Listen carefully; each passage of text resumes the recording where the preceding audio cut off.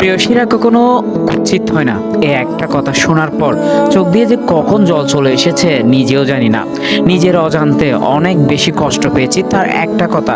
বর্তমান সময়ে সুন্দর, সাবলীল এবং সুন্দর বাচনভঙ্গি দিয়ে প্রকৃতিকে মানুষের মনের অন্তরে কিভাবে ঢুকিয়ে দেওয়া যায় সেই রকমই এক প্রচেষ্টা জুয়েল রানা ভাইয়ের। চিত্ত মিডিয়ার জুয়েল রানা ভাইকে সবাই চিনেন।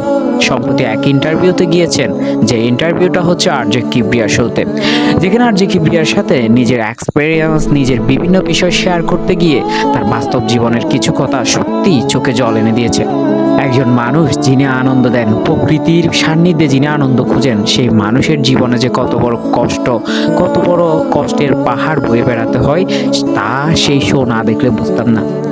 বলছিলাম জুয়েল রানা ভাইয়ের স্ত্রীর কথা। তার স্ত্রী মরণব্যাধি ক্যান্সার আক্রান্ত। ক্যান্সারে কেমো দিতে গিয়ে তার চুল সব পড়ে গিয়েছে, চেহারায় এসেছে রোগের ছায়া।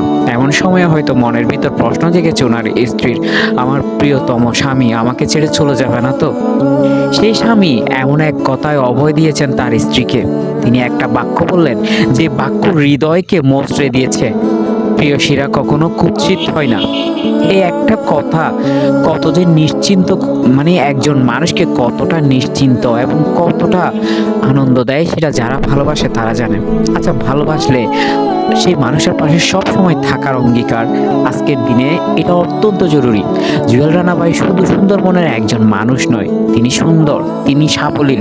তিনি আমাদের বুঝিয়ে দিয়েছেন ভালোবাসা মানেই ছেড়ে যাওয়া নয়, সব বিপদ আপদে ভালোবাসার মানুষের পাশে থাকা। তার কাছ থেকে এই সময়ে শিক্ষা নেওয়াটা জরুরি। প্রত্যেক মুহূর্ত আমরা ভাঙনের শব্দ শুনি, প্রত্যেক মুহূর্ত মানিয়ে না নেওয়ার শব্দ শুনি। সেই শব্দটা জুয়েল রানা ভাইয়ের এক বাক্যের মধ্যেই বিলিয়ে যেতে পারে, সেটা হচ্ছে প্রিয়তমা, প্রেয়সী কখনো কুৎসিত হয় না।